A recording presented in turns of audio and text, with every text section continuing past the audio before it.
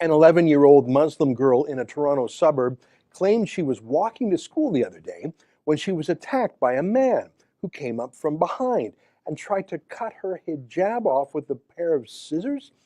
The whole national media and then the international media jumped on the story without any skepticism. Politicians, Muslim lobbyists, everyone said it was proof of rampant, violent Islamophobia. Except now police say it was a hoax. The whole thing was made up.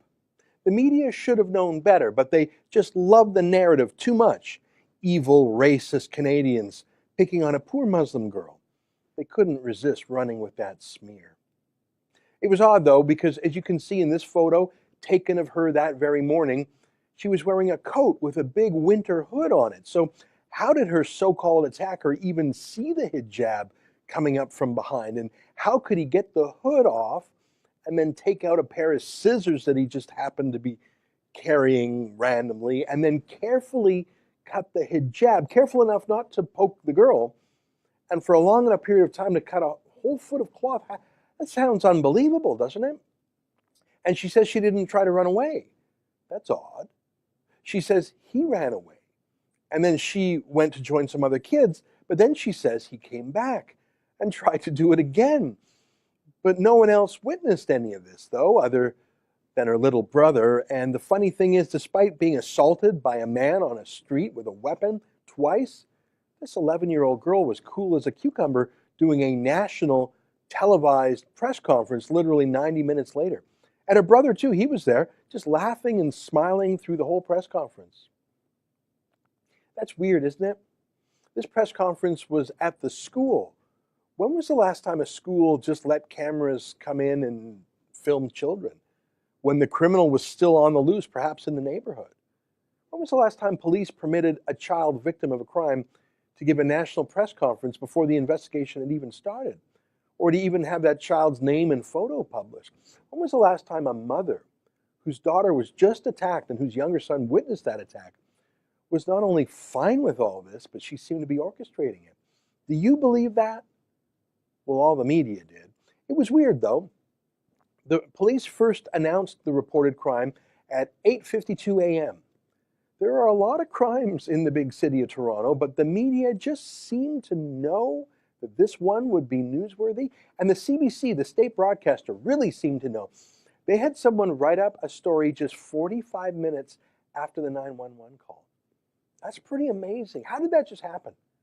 I mean, just to get from the CBC's headquarters downtown to the school itself, that's a half-hour drive. How was it physically possible for the CBC to learn about this crime, decide it was important enough to cover, dispatch a reporter, check the facts, write it, and publish it in less than 45 minutes? Isn't that weird? Oh, and then the police went to the school to be part of the press conference with the girl and her brother and her mother. How did that just happen? Who approved that?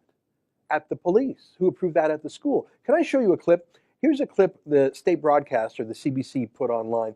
I'm going to show it to you in full for various reasons, including the fact that the CBC ran this video despite the CBC's policy of not airing children except for in extreme circumstances, especially not airing children who are victims of crimes.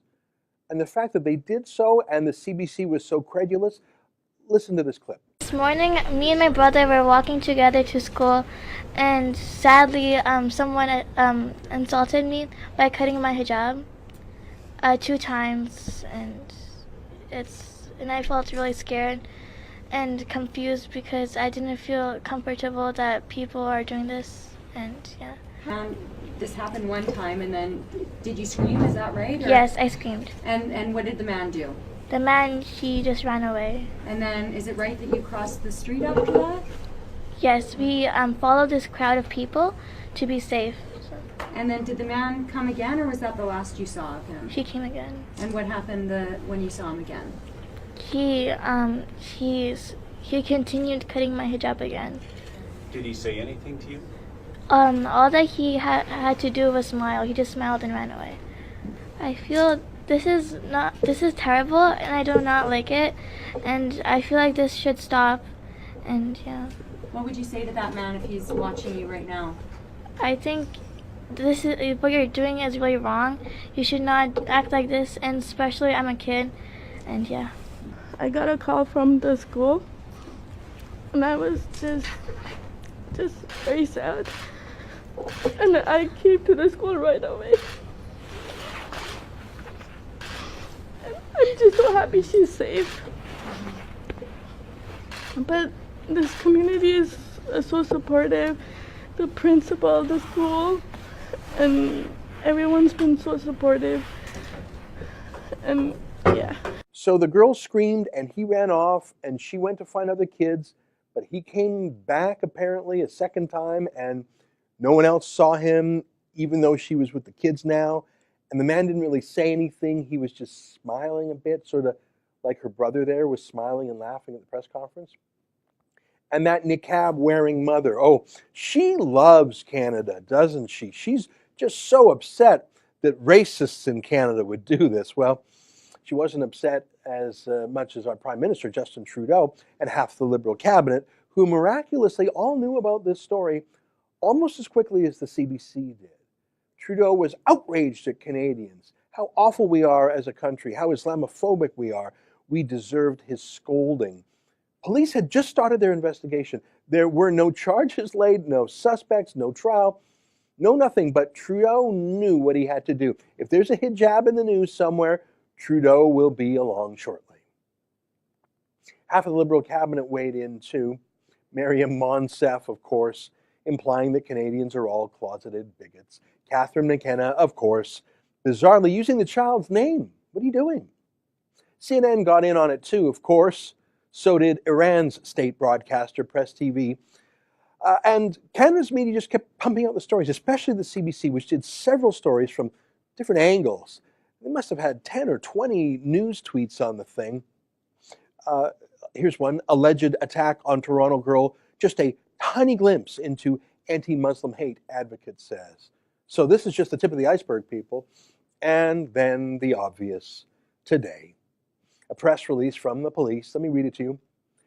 After a detailed investigation, police have determined that the events described in the original news release did not happen. The investigation is concluded. Really? So, didn't happen. The investigation's concluded? Of course, there was no Asian man in his 20s with a mustache and glasses like the 11-year-old said. That was a lie. It was a hoax. Real 11-year-olds who were just attacked twice by a man with scissors, they don't have press conferences with their laughing younger brother. 11-year-olds do what they're told, though. This surely wasn't her idea.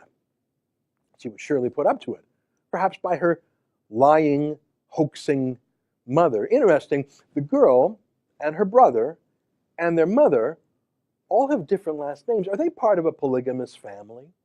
That might be a question that a reporter from the CBC might ask one day when they're done being stenographers for Islamic extremists, people pushing hijabs and niqabs, smearing all Canadians as racists. The CBC is the racist. The family is the racist, spreading false accusations of hate crimes. They're the ones who are spreading hate. They're the ones whipping up divisions amongst us. This rancid family and the school board and the politicians and the media who gave them a megaphone for their lie. I don't want an apology from the 11-year-old girl. She was obviously just doing what she was told to do, which is what children do. It's what a lot of women do in Islam, though. They're told to wear a hijab. They're told to wear a niqab. And if not, they get into trouble. I want an apology from the Islamophile politicians and media who are so quick to believe this obvious fake story and smear Canadians. I want an apology and an explanation from the school board and the police for permitting this bizarre exploitation of a child for PR purposes. But mainly, I want the mother charged. See, the police got the facts right, even if it took them a few days to do it. But they made an error in their last press release, didn't they? They said this investigation is concluded. Well, no, it's not. There is no scissors guy. But here's section 140(1)(c) of the Criminal Code of Canada. Let me read it to you. It's called public mischief.